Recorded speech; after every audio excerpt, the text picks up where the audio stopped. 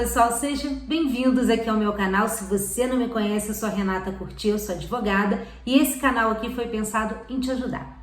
Eu sou especialista em planejamento patrimonial da família, então eu dou aqui uma série de dicas para você não cair em algumas furadas, né?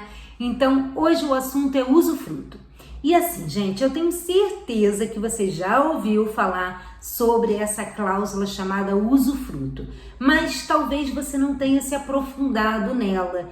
E eu vou te falar uma coisa, se essa cláusula, esse contrato não for bem feito, você não tem ideia da problemada que acontece no futuro. Então, fica comigo até o final se você tem interesse em saber mais um pouquinho sobre isso. Então, vamos lá, gente. Olha só, essa cláusula ela é muito comum quando um pai quer adiantar a herança para o filho. Então, o que ele faz? Esse pai, que era proprietário daquele imóvel, ele era o dono daquele imóvel, ele podia usar, ele podia fruir, ele podia dispor, ou seja, vender do imóvel a hora que ele quisesse, ele era o dono do imóvel. Ele vai e transfere aquele imóvel através de um contrato de doação feito em cartório e ele coloca uma cláusula que está lá no Código Civil, chamado de usufruto. Então, as coisas a partir desse momento mudam. Aquele pai que era o dono do imóvel, ele fica chamado de usufrutuário e o filho fica sendo dono do imóvel. Dono plenamente? Não. A gente fala que ele não tem a plenitude da propriedade. A gente fala que ele tem a nua propriedade. E por quê? Porque ele não vai poder vender, pelo menos enquanto aquela cláusula subsistir naquele contrato. Vou explicar melhor. Olha só. Quando o pai ele faz essa cláusula, ele entende-se que ele quer continuar usando e fruindo daquele bem. Então, o filho, mesmo sendo proprietário, é uma propriedade com condição, que ele não vai poder tirar o pai daquele imóvel, ou seja, o pai continua morando lá normalmente. Ele não vai poder usar aquele imóvel, porque o imóvel é e continua sendo de uso do pai. Então, a gente tem que colocar essa cláusula muito bem redigida para não causar alguns distúrbios nisso, né? Então, o pai ele deixa de ser proprietário, mas ele continua mandando. E o filho é proprietário, mas não manda. Entendeu a situação? E olha só, algumas obrigações que tem o pai. Ele tem que continuar pagando as despesas, afinal ele está morando lá, ele tem a posse, ele está usando aquele bem e ele tem que manter, né? Fazendo a manutenção e pagando os tributos, que são o IPTU, a conta de água, luz e bombeiro e outros tributos que incidem sobre aquele imóvel. O pai, ele não pode passar esse usufruto para outra pessoa. Vamos lá, depois que institui esse contrato, essa doação, ele não pode, que não quero mais usufruto para mim, quero usufruto para uma terceira pessoa, vamos supor para o irmão dele. Ele não pode, mas ele pode, antes de fazer esse contrato, passar para um terceiro. Então, olha a importância de se redigir e saber o que se quer, qual o objetivo. Quando ele está fazendo, ele pode falar, olha, eu quero usufruto para o meu irmão, por exemplo. E aí, ele pode fazer para uma terceira pessoa. O que ele não pode é fazer depois. Ele também não vai poder vender aquele usufruto, doar, mas ele pode renunciar.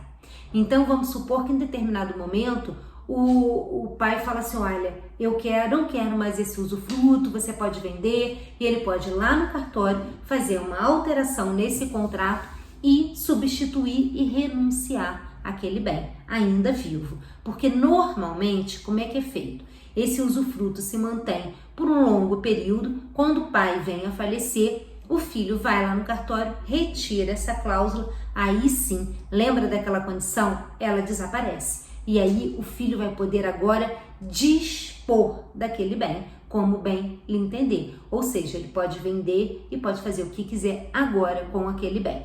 Muito bem, mas a gente tem alguns probleminhas que eu queria colocar aqui para você. Primeiro, que é o seguinte, Você tem que ter um cuidado, por exemplo, imagina um pai com 3 filhos. Sempre tem um filho que é o coitadinho, não tem?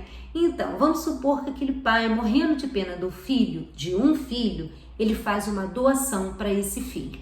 E aí, isso é encarado pelo direito como adiantamento da legítima, porque deveria esses bens dos pais serem divididos por 1/3 igual para cada um, né, nos mesmos valores. Mas se ele adiantou um valor, quando aquele pai falecer, os outros 2 filhos podem trazer essa doação ao inventário e falar, olha, agora você não tem direito a receber X, porque você já foi adiantado para você a sua legítima. Então agora nós vamos dividir o que sobrou em partes, né, para os outros 2 filhos, porque você já adiantou, né, já foi adiantado ali, então não cabe mais nada você receber. Ou ele vai receber menos, né, dependendo do patrimônio. Então tem que ter muito cuidado em relação a isso. Outro problema que a gente vê muito aqui é o seguinte, gente, doou, tá doado. Não tem como você revogar essa doação, não tem como. E outro problema que a gente vê aqui é assim, por exemplo, o pai, ele tá apegado àquele bem, né? E aí aparece uma super oferta pelaquele imóvel. E ele fala assim, eu quero vender. E o filho fala, não pai, não vou assinar, não vou vender. E não vende, porque quem assina é o filho. E detalhe, também tem que ter assinatura do genro, da nora, naquele ato, porque o tabelião vai pedir. Então você acaba envolvendo outras pessoas no seu bem. Então tem que pensar muito bem sobre isso. Imposto. Quando se faz essa transação de doação, você vai pagar o ITCMD. Aí você vai falar, o ITCMD não é aquele imposto de inventário? Ele mesmo. Só que ele se chama Imposto de Transmissão, Causa Morte e Doação. Então, o mesmo valor. Por exemplo, vamos supor, eu estou falando do estado do Rio de Janeiro. Aqui, bens acima de 700 mil já paga maior alíquota, que é 8% sobre o valor do imóvel. Então, imagine só, se você tem um imóvel de R$1 milhão, você já vai pagar 8% sobre isso. R$80 mil de imposto. Dói, eu sei que dói mesmo. Por isso que a gente tem que passar por uma orientação de um profissional que saiba te explicar todos esses detalhes com muita calma para você fazer a melhor escolha. E, gente, doação é a melhor opção? Depende. Por isso que você tem que escolher um bom profissional para te orientar. Porque hoje nós temos outros tipos de planejamento sucessório mais modernos, mais dinâmicos, mais adequado ao seu universo, por exemplo. E pode ser uma holding familiar. Ela sai muito mais barata do que esses 80 mil e ela é muito mais prática. Você tem o controle dos seus bens até o final da sua vida. Então, não dependendo de terceiros, você pode reverter na hora que você quiser, ou seja, é um instituto que hoje está tomando muita força e que, se você tiver interesse, você vai deixar aqui embaixo nos seus comentários ou entrar aqui no meu site, que eu vou deixar aqui para você, que aí a gente pode bater um papo lá e conversar e você entender melhor como funciona e, quem sabe, a holding é o melhor caminho para você, tá bom? Gente, eu fico por aqui e até o próximo vídeo.